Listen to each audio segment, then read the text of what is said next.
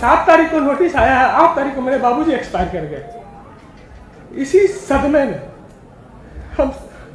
हम CO sir से भी मिले, सारा बात सीओ सर को बताया। सीओ सर ने हमको आश्वासन दिए, हमसे मिले थे सर, इनका सारा चीज दिखाए हैं सर, जमीन लगा हमको इनका। और सर जनता दरबार में हम गए, जनता दरबार में न थानाध्यक्ष पहुंचे थे और न जो प्रथम जो पक्ष है जो एप्लीकेशन दिया है काम रुकवाने का, वो भी नहीं पहुंचा था जनता दरबार में। लेकिन हम बाबूजी के श्राद्ध में होते हुए भी हम पहुंचे थे जनता दरबार में, हम अपने भाइयों के साथ। अब बताइए कि बेवजह के निर्दोष आदमी के काम रोक करके के पिताजी का सदमे से मौत हो गया, कौन जिम्मेवार होगा, कौन जवाबदेही लेगा इसका? गोपाल कुमार पटवा है, गोपाल कुमार पटवा, आप बैठ जाइए, आप उधर चलिए। थानेदार साहब भी थे इधर। इसमें मैंने एसपी मैडम से भी बात किया सर, अभी होता है तब तो कोई नेगेटिव बात करने से कोई आपत्ति भी नहीं थी। वो तो रिकमेंड किया, उल्टा किया ये सीओ गलत, आरओ गलत किया। ओके सर, ये अगला यहाँ पे थानेदार साहब है भी इधर में, तो बता दीजिए क्या है विषय है।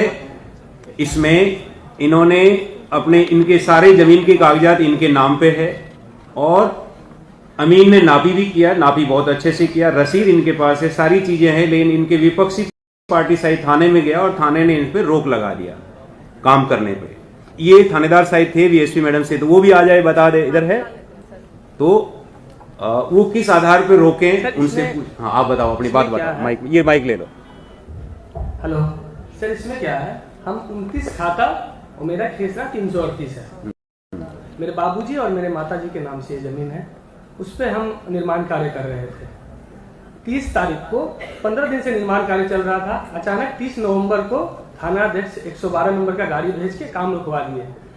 कारण पूछने पे कुछ नहीं बताया गया, बोला गया कि थानाध्यक्ष थाना बुलाए हैं। मेरे बड़े वाले भैया थाना गए, थानाध्यक्ष का कहना है कि काम बंद रखोगे, अगर किसी को प्लॉट पे पकड़ लिए तो अंदर कर देंगे। उसके 7 दिन के बाद 7 तारीख को हमको नोटिस दिया गया थाना से, बिना किसी पत्रांक संख्या के, और नोटिस में 42 खाता लिखा हुआ है, जिससे मेरा कोई लेना देना ही नहीं है। फिर भी हमको, मेरे पिताजी और मेरे माताजी को इसमें इन्वॉल्व कर दिया गया। और इस 42 खाता में जो सर 338 खेसरा है, ये फर्जी तरीके से लिखा गया। मेरे पास 42 खाता का भी खतियान है, जिसमें कहीं दूर दूर तक 338 खेसरा नहीं है। मतलब ये फर्जी तरीके से चढ़ाया गया है। 42 में 338 खेसरा, जबकि 29 खाता में है सर 338 खेसरा। 35 साल से हमारे बाबूजी उस पर खेती कर रहे हैं सर, हमारे दखल कब्जा में है वो जमीन। और सर 7 तारीख को नोटिस आया है, 8 तारीख को मेरे बाबूजी एक्सपायर कर गए। इसी सदमे में हम सीओ सर से भी मिले, सारा बात सीओ सर को बताया। सीओ सर ने हमको आश्वासन दिए, हमसे मिले थे सर, इनका सारा चीज दिखाए हैं सर, जमीन लगा हमको इनका। और सर जनता दरबार में हम गए, जनता दरबार में न थानाध्यक्ष पहुंचे थे और न जो प्रथम जो पक्ष है जो एप्लीकेशन दिया है काम रुकवाने का, वो भी नहीं पहुंचा था जनता दरबार में। लेकिन हम बाबूजी के श्राद्ध में होते हुए भी हम पहुंचे थे जनता दरबार में, हम अपने भाइयों के साथ। आगे साहब आगे बताएंगे। हम सर पंचर जमीन से नापी करा करके हम पीछे चले जाओ, उसको बैठने दो। 35 साल से कुर्सी आगे खींच लेना, मेरे अंदर में उसको आगे कर दो, हाँ बैठ जाओ, उसको भी आगे कर लो, आगे कर लो। निर्विवाद जमीन है सर। कोई भी लाइव नहीं करेंगे, सारे प्रेस मीडिया को अब बाहर बैठ जाइए। आइए आप इधर आइए। लाइव नहीं करिएगा, लाइव करिएगा कार्रवाई करेंगे, बता देते हैं। एसपी सर को भी हम आवेदन दिए। अब बैठिए आगे बैठिए, बैठिए। क्या बात है, इनका जो मामला है क्या है, ये अपनी शिकायत बता रहे हैं। आप ब्रीफ कीजिए, पूछिए एसपी साहब, पूछिए इनका मामला। हाँ सर, बताइए। रुकवाने वाला जो है उसका बताइए क्या है सर कि इनका जो रेंटी पार्टी है सर, वो थाना में आवेदन दिए थे और एजीओ सर के यहाँ से उसी जमीन के जांच रिपोर्ट हमसे बनवाया गया था। 163 बीएनएसएस के तहत कार्रवाई किया था। एसडीओ साहब से आपको नोटिस आया था? जी सर, जी सर, एजीओ साहब से आवेदन आया था सर। एसडीओ है क्या? एसडीओ कहाँ है? बाहर होंगे, वो विधि व्यवस्था बना रहे। तो आपसे तो एसडीओ को बुला लीजिए। तो जो आग्रह करता है उनसे कि हमारा लॉ एंड ऑर्डर मेंटेन करिए, हमारा ऑर्डर का पालन कराइए। आपके पास जो कागज है जो इन्होंने भेजा है वो उपलब्ध कराइए थाना प्रभारी।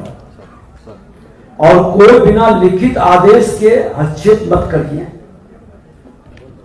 सक्षम जो पदाधिकारी हैं, सीओ है, डीसीएलआर, एडीएम, डीएम या कमिश्नर हमारे इस क्षेत्र के से संबंधित, तो उनका आपके पास रिटर्न में रहना चाहिए।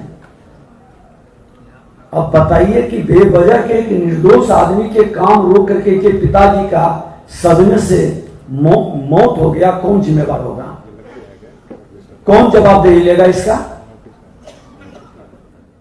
देख करके इसको कितना दिन में न्याय दिलाइएगा?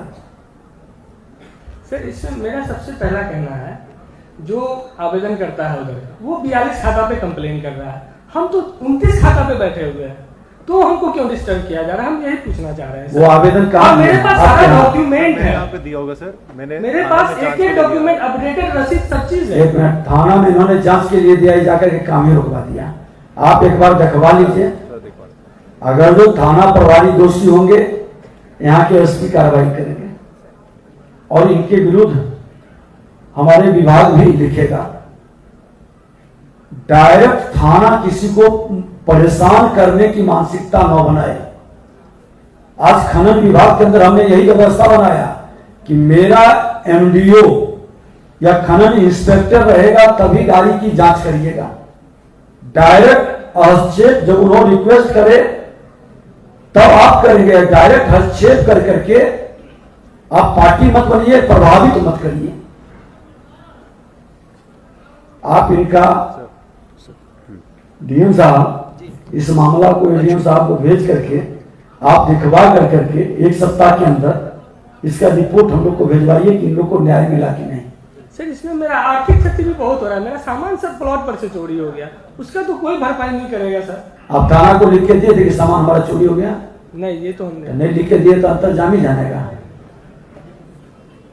एक चीज बता देते हैं, ठीक है, जो नुकसान हुआ है एक बार दिखवा लेते हैं और इस तरह के ही समाधान की जानकारी के लिए तो हम लोग बैठे हैं कि क्या हो रहा है नीचे स्तर पर, इसमें खामी कहाँ है, कहाँ कहाँ दीमक लगा हुआ है गड़बड़ी का। ठीक है, आपको 1 सप्ताह के अंदर इनका रिपोर्ट और हमारे डीसीएलआर आप इनको भी दिखवा लीजिए। डीएम साहब रिपोर्ट भेजेंगे, इनके द्वारा आप भेजवाइए। इसमें क्या और आगे से डीएम साहब नौजवान हैं, पूरी तहकीकात किए, क्योंकि हमारा आदेश है कोई निर्दोष, आज हम ही निर्दोष को किसी कर्मचारी को सस्पेंड कर दें, किसी पदाधिकारी पर कार्रवाई कर दें तो ईश्वर भी हमको माफ करेगा। हमारे कलम से, हमारे निर्णय में कोई निर्दोष प्रताड़ित नहीं हो, ये ध्यान में रखना है।